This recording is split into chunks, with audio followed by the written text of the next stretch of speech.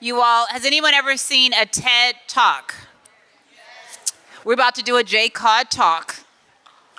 You're going to have 3 powerful speakers back to back in 15 minutes, and they're going to move you, they're going to shake you up, they're going to awaken you, and they're going to make you very excited about what's happening, get you ignited for what's next. Are you guys ready? So, we will start with our very first speaker. If I can make this phone unlock, give me 2 seconds. So we have, I'm going to end with that because then you know what I'm talking about. We have an author, an outspoken advocate for women. They've been known as the 21st century Harriet Tubman. And they're the founder of A New Way of Life. Can you guys guess who I'm talking about? Miss Susan Burton, the floor is yours.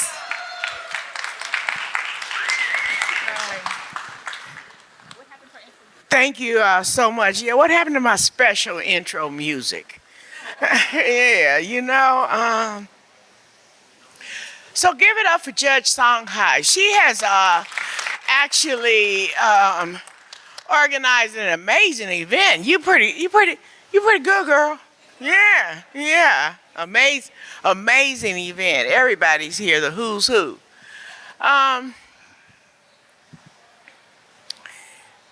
So when I was driving here, I looked to my left and there was the First Street Bridge.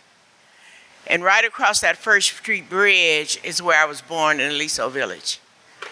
So there are some, a mixture of memories, some sad, some happy, and some very inspiring. Because the bus station, Greyhound bus station, where women would get off the bus from prison, is where I used to go every day to offer women a place to live when they paroled.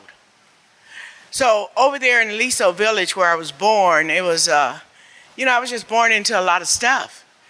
And I actually, maybe I can say, I should have been dressing my dolls and combing their hair and all that type of stuff when I was a little girl. But what I was trying to do is figure out how to keep my dress on and keep perpetrators away from me. And that kind of plagued my early childhood. But I learned to hold on, and I learned to navigate, and I learned to trade off one harm for a lesser harm, because Aliso Village was threaded with harm. And I did pretty well up until my son, his name was KK, he was accidentally killed by an LAPD detective. He was 5 years old. And at that point, I could no longer deal.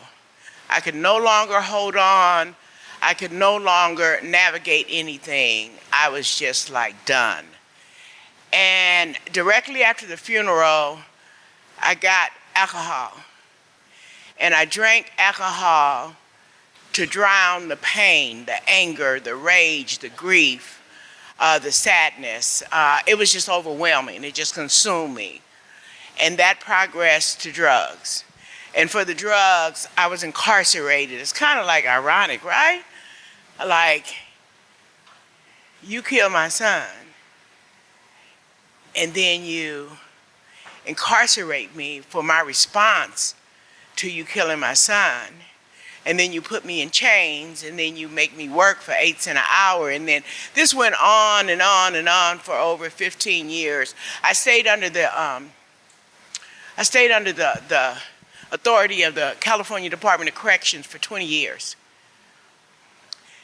And then October 4th of 1997 in Santa Monica, I found this place. I found this place called Clear. And the place was rich with resources. It was a couple of blocks from the beach. I could walk to the beach. And they introduced me to AA. And they told me I wasn't a bad person, I was a sick person, and there was a solution for what I was going through. So I'm 27 years sober now. But what I found there was, you know, the resources that I had needed all my life. I mean, I went to therapy, I went to the dentist, you know, I went to medical services, I went to AA. They introduced me to art. They would take me to art shows, and I'm like, art? Yeah, art. But I began to heal. And I began to see that the people in Santa Monica didn't go to prison for what the people in South LA went for. They were given a court card. They were given diversion programs. They were given opportunities to heal. They did community service. I'll never forget this man standing up and saying, I hate the color green. You know, he'd had a car accident under the influence, and his sentence was to paint the jail green. And I'm thinking, as he's saying he hate the color green, I'm like, hell, I had to live there. You know, but nonetheless, I got better there, and I came back to South LA. And I started comparing and looking, and I'm like, why isn't this in South LA? You know, what's wrong? And we were a desert for social service. There was nothing there for people, especially women. And so I worked and I saved some little money, you know. I had a whole $13,000. Shoot, I was shitting in hot cotton, right? A whole $13,000, and I got a little house. You know, you could put $3,000 down in a house in 1998, and you could get in that house. I got a little house, and I set that house up with beds, and I'm like, I'm gonna create what they had in Santa Monica and South LA. And I set that house up, and I go down to the bus station, I meet my friends, and I'm like, girl, I got a bed. I got a house, and you can come there and stay. And that started a New Way of Life Reentry Project.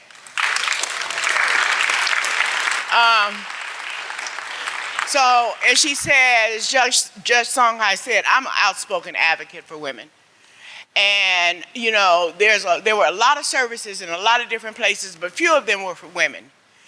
And, you know, I was hitting the ground, and, you know, what I want to tell you is that founding a New Way of Life gave me some of the most happiest and most purposeful days in my entire life. I mean, it was just so good. I slept in the dining room, and I put beds up in the house and in the bedrooms, and I mean, we were happy. We were a group of women living together, healing together, you know, going to meetings together, shopping together, cooking together, crying together, laughing together.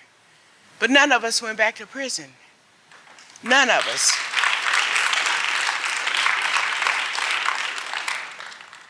So,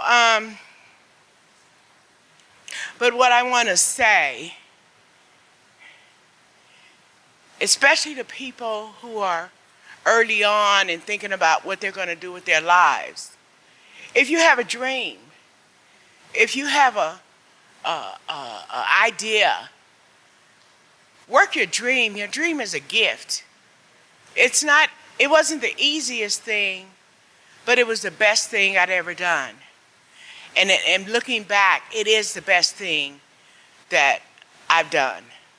So I'm going to fast forward to today. Who's keeping time? Oh, okay, all right. Because I know that the last person always gets cheated out of their time. And Shaka, I'm not going to cheat you today. You know what I mean? Yeah. So, you know your dream, hold your dream, nurture your dream, work towards your dream, and realize your dream. My dream made the world a better place. And my dream has helped thousands and thousands and thousands of people, not only women, men, children, because it just grew and grew and grew, almost like a snowball. You know, they say like a snowball rolling down the side of a hill is growing. Today, what I want to say is that we have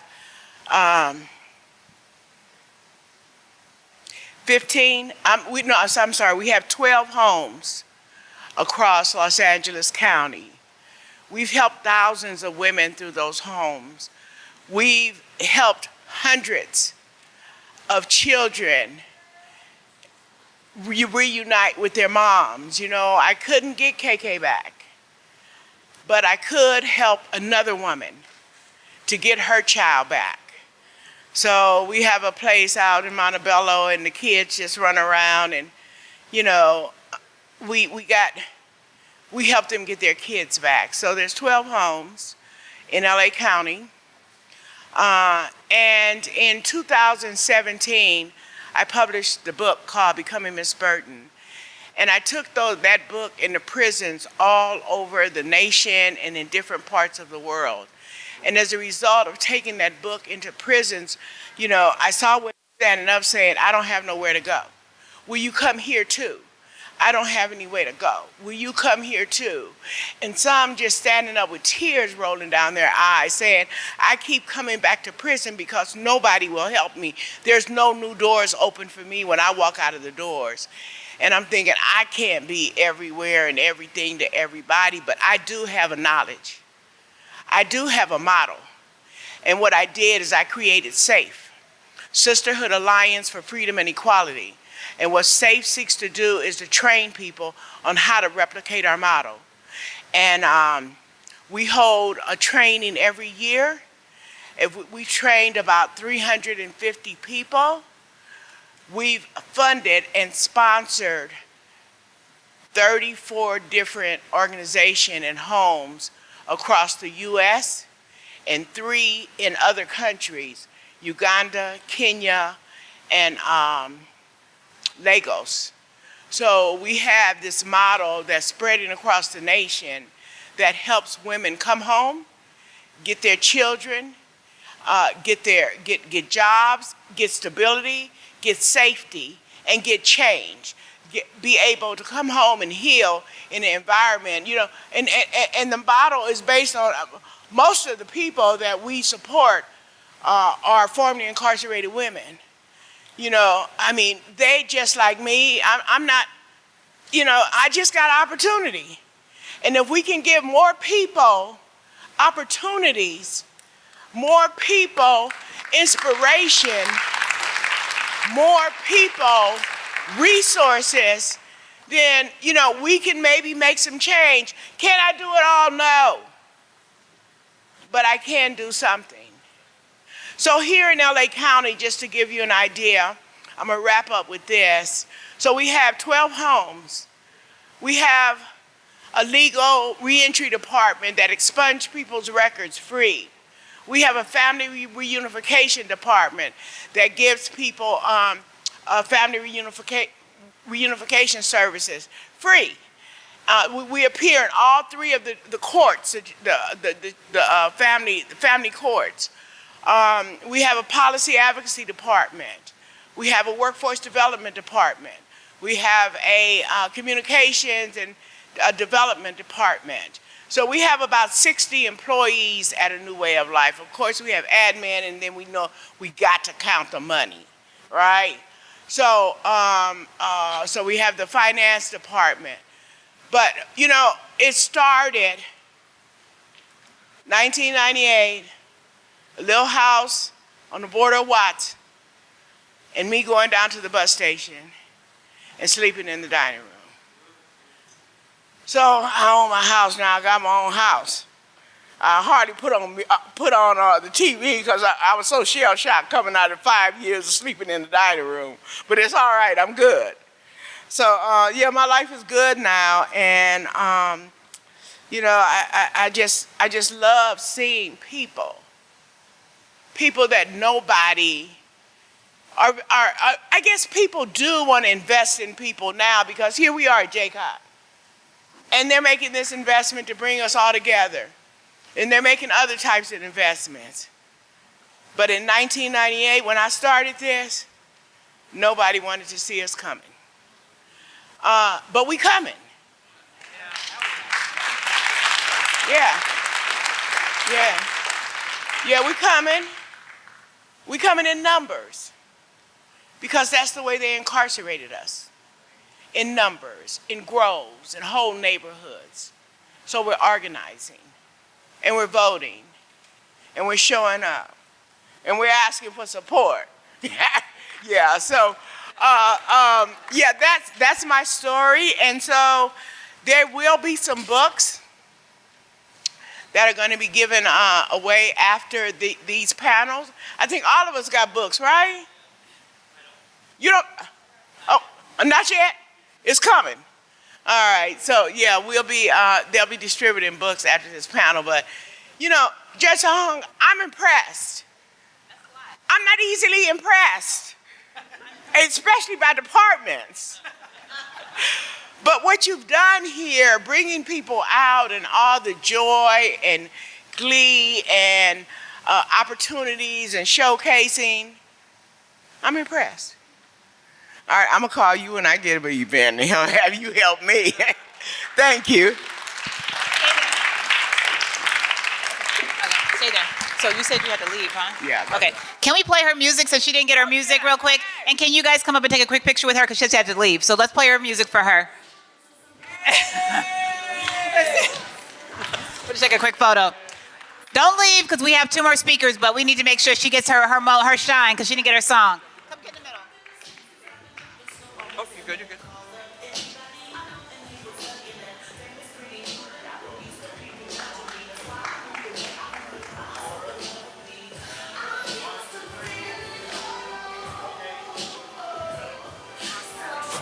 One more.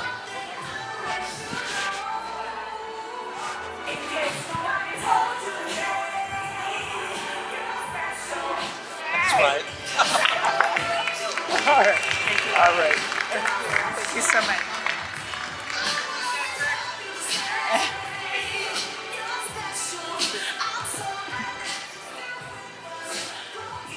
Where'd my phone go? There it is.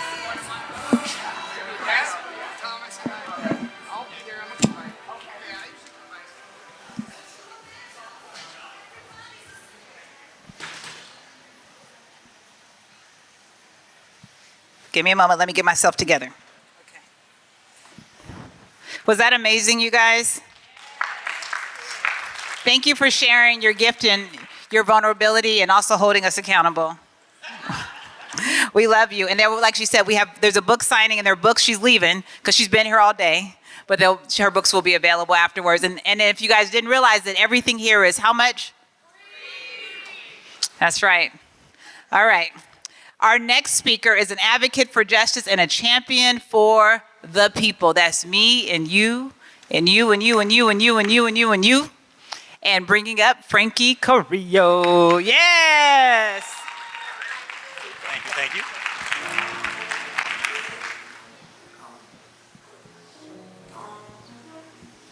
We got the song going, all right. When I was born, more specifically where I was born was Los Angeles County General Hospital, not too far from here. And 16 years later, I was sent to Central Juvenile Hall, maybe 100 yards away to die. I was in Unit M&N on what they called the hospital side. And one night, it just dawned on me that from the cell that I was in, I can see the place where I was born. And they killed me. I was sent to Juvenile Hall because I was accused of killing the man, Donald Sarpy, may he rest in peace. And when I was arrested, I made it really clear to the sheriff's department that they had the wrong boy, but they didn't care. I was interrogated, put in the back of a cop car, and I was on my way. I was tried as an adult, facing an adult sentence. As you can imagine, I was afraid, my family was afraid. And at that time, I can think about a couple of things my dad had told me when I was coming of age. When he said it, I didn't realize I was listening. But when I was in that jail cell, it all came back. And my dad said to me, like I'm sure he said to other people, if you're ever in trouble, go to an adult. If you're ever in trouble, go to those who are older and they will know what to do. So when I heard that I was being tried as an adult, I said, this is where I need to be, around the adults. Because I thought, as a 16-year-old boy, that the adults would have my back. It's not what happened. I'm in Compton Court. Jury's being selected. Long story longer, jury comes back with the guilty verdict, and I was sentenced to live out the remainder of my life behind bars. The idea was that I was never supposed to be seen or heard from ever again. So if you thought my family was afraid and confused, and I was unsure what was going to happen next, it just compounded by 100 times. Soon I found myself in the California Youth Authority, and at some point ended up in the adult side. The advocate, the fighter that I didn't know existed in me when I was arrested, showed up. And for the next 20 years of my life, I advocated for my life and for those around me. It took 20 years for the evidence to prove my innocence to surface. And I'm grateful that it did. But I'll tell you guys that the part of the good people, the good adults, let me down on the first part of my story. But I knew day after day that what my dad had told me was legit. It was real. And I would send out letters, and I would advocate to the outside world. And eventually, these good people that I knew existed showed up and came to my rescue. They came in the form of attorneys, advocates, friends, family. And these people were the ones who believed in me. I was exonerated, brought back to court in 2011, 13 years ago. And I heard the words that I've always wanted to hear, which seems my entire life. Franky, you're free to go.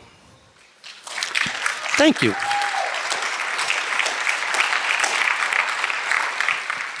As you can imagine, I wasn't 16 years old anymore. I was now 37. And it was a new birth. I was reborn. I was out. I was excited. But I wasn't sure what was going to happen next. I always wanted to go to school, so I enrolled, actually applied to LMU and got accepted. I sued the sheriff's department for what had happened to me. And my life was really now one of advocacy on the outside. A lot of folks in this room I met early on in my newfound freedom, and I joined campaigns and got civically involved because I knew the importance of just being the adult now that my father had instilled in me. So now the adult that I was seeking, I had been working every day to become that person that my dad had instilled in me that existed. Fast forward to the present day. What do you do with a story like mine? What do you do with the story of redemption? What do you do with the story of forgiveness? What do you do with the story of compassion? And I've decided to do just that. I think my story has been able to break barriers. The guy who was in prison is now working for the DA's office. The guy who was in prison is now making amends with the victim's family. Not because I did anything, but because I knew that they needed to see me and befriend them. I now go back on the inside and give people hope. But the reality at the end of the day that I want you to take away from my story is that we, all of us in this room, and even the young folks here in the room, are the adults that we need to be the adults that other people are looking for. We need to be the adults that my dad said existed, that when someone comes for assistance and needs help, that we say, yes, we are those adults. We are the people that you're looking for. I'm a father now. I'm a father of 3, and I'll wrap it up with this. Thank you, Eric.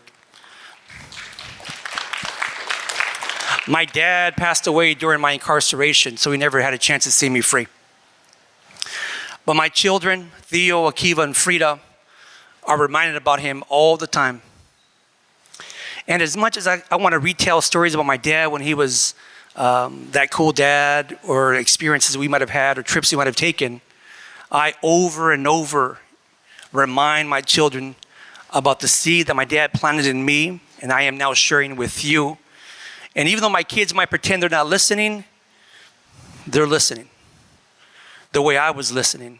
But I hope, and my hope is for my children and your children, that they don't have to experience a tragedy to meet one of us. That they meet us for a word of encouragement, that they meet us for an attaboy, attagirl, and that they meet us when we are at our best and we are being shining examples about what adults should be and could be. So with that, thank you so much for being here. It's a pleasure. Thank you.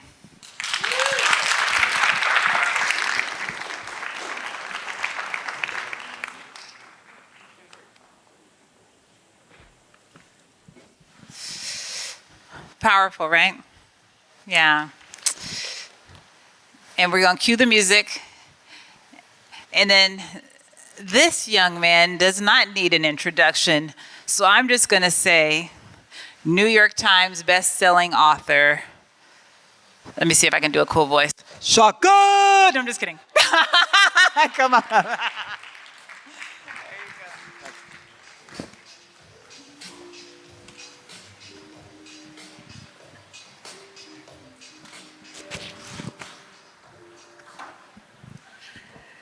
In 2000,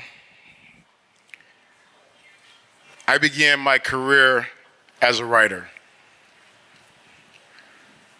I was in solitary confinement at Oaks Correctional Facility. I didn't have the fancy laptops, the incredible phones that you all have. I didn't even have the traditional pen and a pad, because in solitary confinement, they don't allow you to have a real pen. What they give you is a very flimsy pen. And so I said to myself, how am I going to become a writer if I don't have a pen? And then I had this Hood Einstein moment. And I said, what if I take that little pen and roll it up in some paper? And I had some experience rolling things up in paper. It's no judgment here, we're in California. But I took that pen and I wrote that first book. And what I understood in that moment is that a book isn't a book until someone actually reads it. And so I got on the floor in my cell and I yelled up under the door, "Hey, anybody want to read this book?" And the guy yelled back down, "Don't nobody want to read this book? This ain't Oprah Winfrey." And I was like, man, I'm gonna have to shank this dude. Trying to stay out of trouble. But since I was in solitary confinement and couldn't follow through on that thought, I was struck by this other idea. A man that I worked for named Tom had asked me this question early in my incarceration. He said, "Shaka, what can you do with your mind?"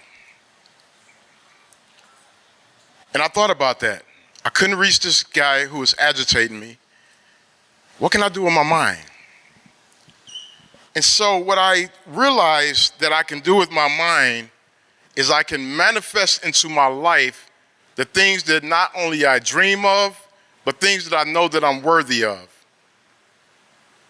And so instead of giving me another enemy, what I realized that man gave me was my first goal: to write a book that was worthy of Oprah Winfrey reading.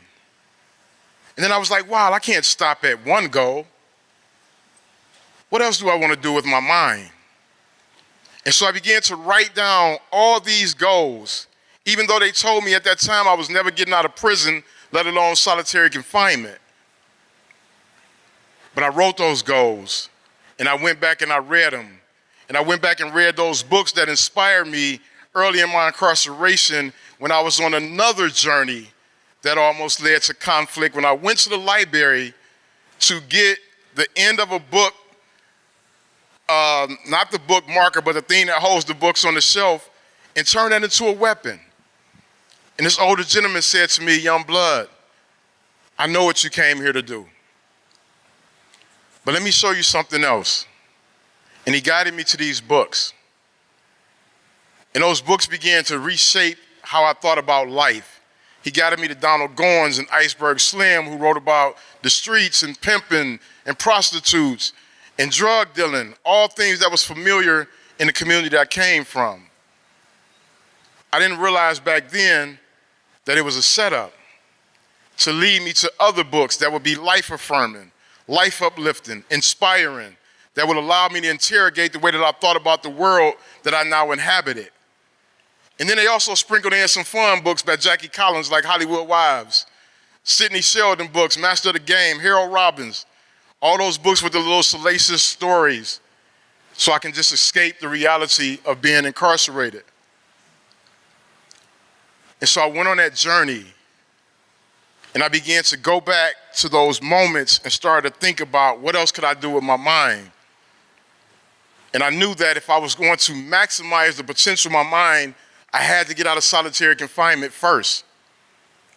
I've been reading these books like The Secret and As a Man Thinketh, and it talked about how you can think yourself into the reality that you want. And first I rejected those thoughts until I started to think about the narrative that I had inhabited as a runaway kid who got sucked into the drug game, as a kid that got shot at the age 17, as a kid that murdered somebody at the age of 19. And I realized that the narrative that I had adopted then was that I was likely to end up in prison or dead before I was 21.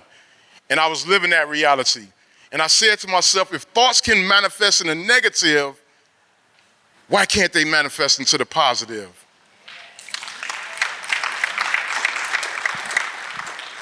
And so I wrote that warden. I had been reading all this philosophy.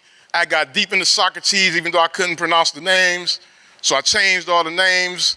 Instead of the cave allegory, it became the basement allegory. Instead of Glaucon, it became Tyrone. And so I wrote the warden with this philosophical inquiry. And I said, warden, the only thing I want to establish here is that everything that I'm going to say right now will be the truth. And if you believe in the truth, I will hope that you will listen to me and follow through on what I'm proposing to you. When I walked into prison, I said that I would never follow any other rules. Up to that point, if you believe in the truth, you know you can go and look at my record and see that that is factually true. At that point, I had 36 misconducts that ranged from assault on an officer, assault on an inmate, dangerous contraband, etc. So I have been a man of my word. I've been a man of truth. And if you can believe that in the negative, what I'm urging you to do is believe it in the positive, that if you give me this opportunity to get out of solitary confinement, that I'm going to focus on two things. One, I'm going to type up these books that are handwritten, and two, I will mentor other young men who are illiterate in this environment. And for the first time in my incarceration, the warden wrote me back, and he said, despite my hesitation, I believe you, and I'm going to advocate for you to get out of solitary confinement. And he advocated, but it took 2 more years before I was finally released. After I got out of solitary, I typed those books up, and I started sending them out to all type of publishers. I started sending them out to rappers and magazines, and I never heard from anybody back. And I remember initially feeling that negative narrative coming back. And then I was struck with this reality. I was responsible for my own dream. And if I was going to become the writer that I believe myself capable of becoming, I had to figure and find a way.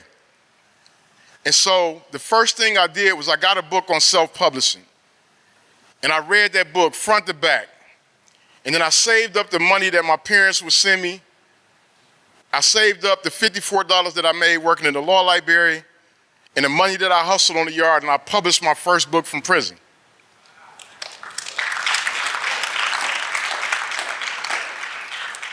And then I got sued for the prison for the cost of my incarceration because they thought I had got a book deal. That was the same year that I went up for parole and got denied, 2008. 2009, I go back up for parole after fighting a legal battle, and I got denied again. And that negative narrative started to come back. It said that you're not worthy of all these positive things you've written down on the paper. And I knew it was the greatest opportunity for me to give up. I was not a model prisoner, as they say. And all the things was indicating that I was never going to get out, as they had told me before. But something inside told me to go back. And on June 22nd, 2010, after 19 years and 7 years of solitary confinement, I walked out of prison one day after my 38th birthday, a free man.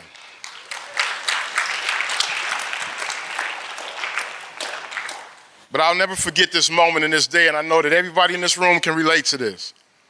On the way walking out that door, an officer said to me, "I see you fellas back in 6 months." And now, in that moment, I felt like responding with some choice words, but I saw that door of freedom. And I knew that on the other side of that door was this incredible possibility. And so I walked out of that door, and I immediately began to serve my community. 2011, I won Black Male Engagement Leadership Award for my mentoring work using literature in the inner city of Detroit, even though they said I'd be back in prison in 6 months. In 2012, I became a fellow at the esteemed MIT Media Lab, just 2 years out of prison, even though they said I'd be back in prison in 6 months. In 2013, I co-founded a class that I currently teach to this day at the University of Michigan, even though they said I'd be back in prison in 6 months. In 2014, I became a Kellogg Fellow. I became a TED finalist for a $1 million prize. Clearly, I didn't win that because I might not be here with y'all right now. Even though they said I'd be back in prison in 6 months. And then in 2015, I got this phone call from an unknown number. And I don't know about y'all, but back then, I used to be kind of ducking them unknown numbers because I used to owe a little bills, you know what I'm talking about? But I answered, and this woman said to me, "Hey, Shaka, how you doing?" I was like, "Hey." She was like, "Oh, it's Andrea." She was like, "I got someone I want to share with you." And then the phone hung up. And I was like, wow, that was weird. Following day, same call, same unknown number comes in. It's Andrea. She says, "Hey, Shaka. Sorry about that. Yesterday something happened with the kid. The phone got interrupted. But what I was calling to tell you is that Oprah Winfrey would like to invite you to Hawaii to have a conversation about that book that you wrote. Are you available to hop on a flight and come out there to Hawaii?" I said, "Andrea, let me think about this. See if I can fit Oprah up in my schedule." And then the producer called back a week or so later and said, "Oprah no longer wants you to come out to Hawaii." And I felt my heart sink in the way that it sunk when I got denied back-to-back for that parole. And I felt that narrative began to rise. And just before it reached its height, the producer said, "Oprah actually wants you to come to her home in Montecito, California."